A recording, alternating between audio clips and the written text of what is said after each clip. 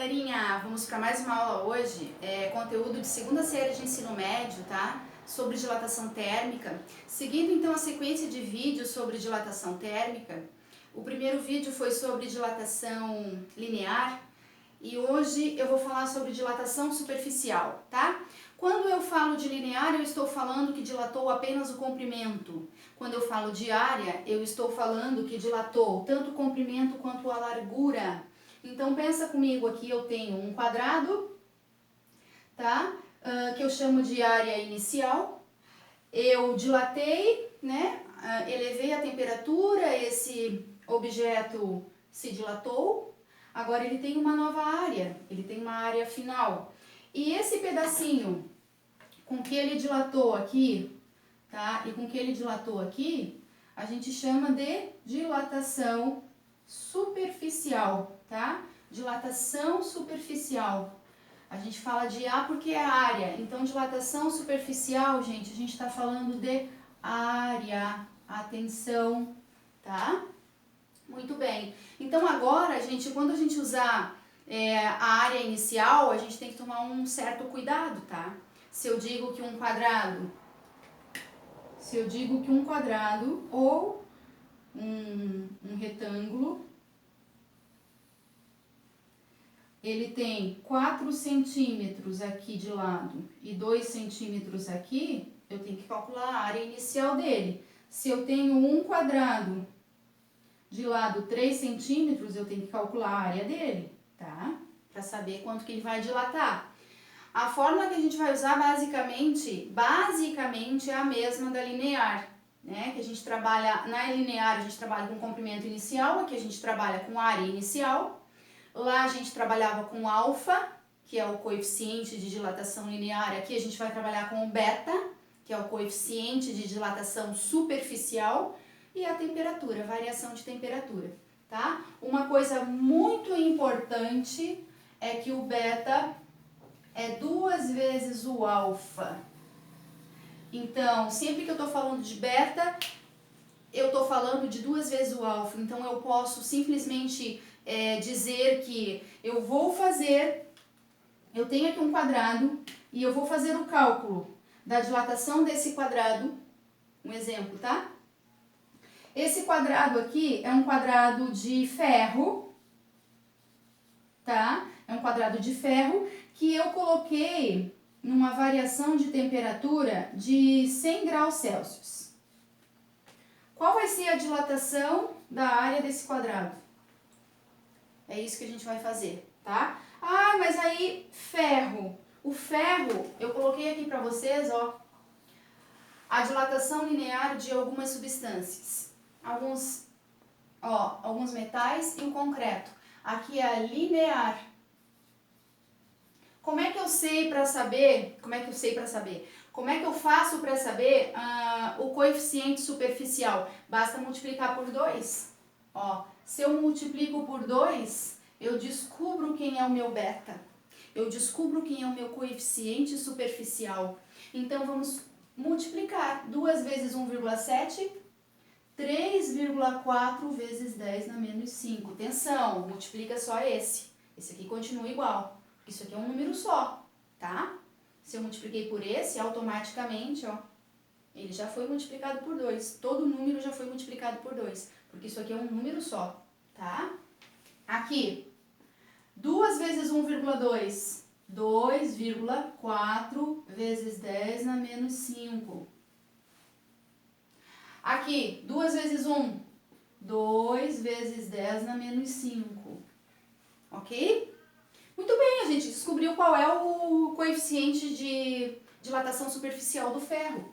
Então, nesse quadrado de ferro, eu pergunto para vocês, qual é a área inicial desse quadrado aqui? Se ele é quadrado, ele tem todos os lados iguais. E qual é o quadrado, a área de um quadrado? É o lado vezes lado, ou seja, 3 ao quadrado. 3 vezes 3, 9. Então, a área inicial é 9. Cuidado, é aqui que dá erro, não vão colocar o 3 apenas, tá? É a área agora, é a área. O beta nós já descobrimos do ferro, ó, 2,4 vezes 10 na menos 5.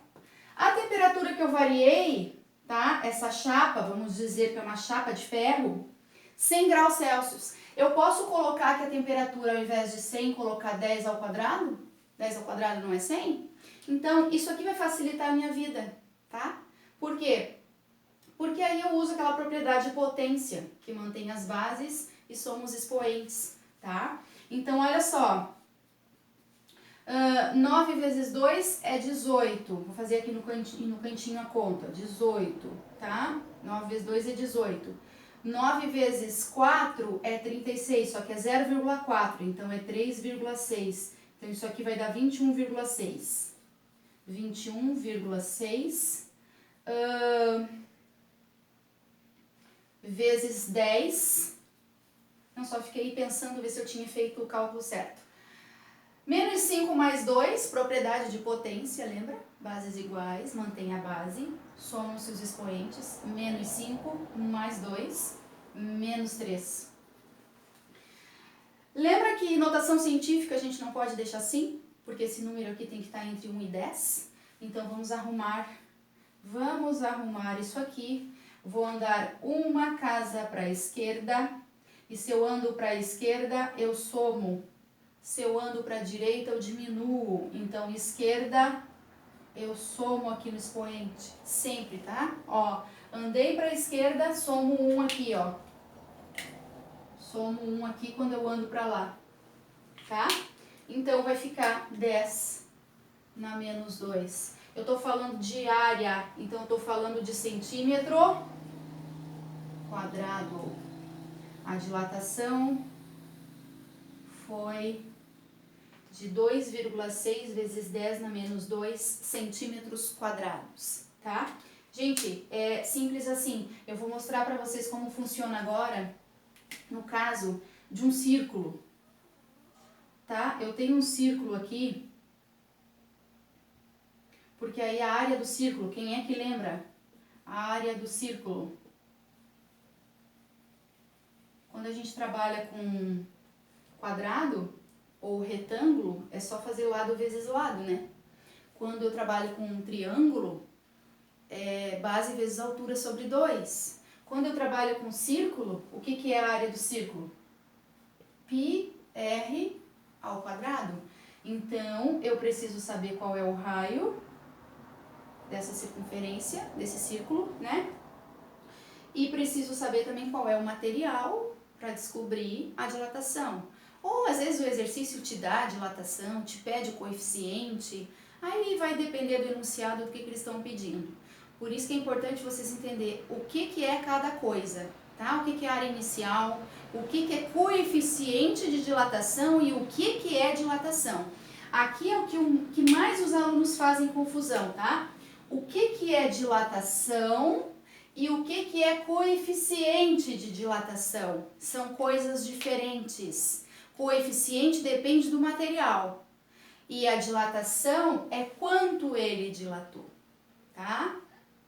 É em área, aqui é em área, aqui não. Lembra que esse aqui depende do material? Lembra que isso aqui ou é Kelvin na menos 1 ou é graus Celsius na menos 1, tá? Muito bem, voltando aqui no círculo, eu vou fazer um exemplo. Vamos imaginar que esse círculo tem raio, o raio do círculo é 2 centímetros. Vamos imaginar que a área inicial seja... Não, a área inicial não, perdão, a área inicial nós vamos calcular. O material que eu vou usar ele vai ser o concreto. A temperatura, a variação de temperatura, vou colocar aqui 50 graus Celsius. Variou 50 graus Celsius, tá? Então vamos lá. Primeira coisa que eu devo saber, vou colocar aqui a fórmula. Área inicial vezes beta vezes a variação. Eu quero saber a variação, tá? Da dilatação. Ó, variação da área. Muito bem. saber a área inicial. A área inicial vai ser π, o que é π? 3,14 vezes o raio ao quadrado, tá? 2 ao quadrado. Então vai ficar 3,14 vezes 4, ok?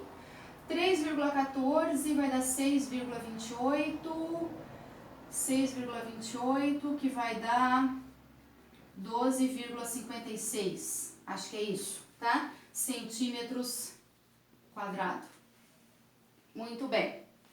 Então, dilatação da área, aqui vai ser 12,56 vezes o beta. Concreto, gente, eu coloquei ali para vocês que o linear era 1 vezes 10 na menos 5, mas o superficial é 2 vezes 10 na menos 5. Então, vezes 2 vezes 10 na menos 5.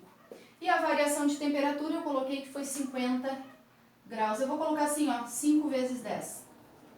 Por que, Sora? Gente, só para facilitar a minha vida, tá? Porque quando a gente não tem calculadora, a gente faz tudo mentalmente e ao vivo, assim, para gravar, né? Na verdade não é ao vivo, mas eu tô gravando, não posso parar para fazer os cálculos. Isso aqui facilita, gente, facilita a vida. Olha só. 2 vezes 5 é 10, ó, 2 vezes 5 é 10. E 10 vezes 10, eu posso fazer isso aqui, ó, tá? Porque aí 12 vezes 56, eu não preciso multiplicar nem por esse 2, nem por esse 50 que ia estar aqui, ok? Já transformei tudo em base 10, e aí eu posso simplesmente fazer isso aqui, ó. Mantém a base, subtrai, soma os expoentes. Aqui soma, só que vai ficar negativo. Menos 3. Aqui nós vamos ajeitar também a vírgula, porque não pode ser maior do que 10, então eu vou andar para a esquerda, uma casa, e somar 1 no expoente. Então ficou assim, centímetros quadrados.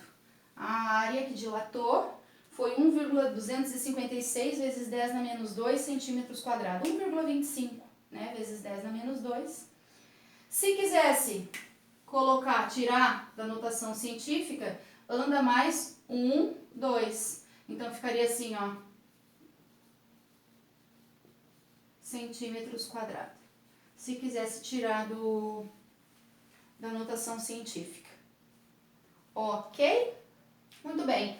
Mais uma coisinha para fazer vocês lembrar, quando eu falar em coroa circular,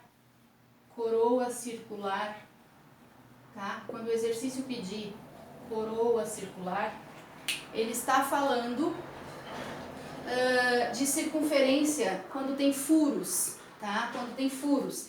Então eu posso ter, por exemplo, aqui, ó. Na verdade, pode ser, tanto faz, né? Pode ser um furo até aqui, ó.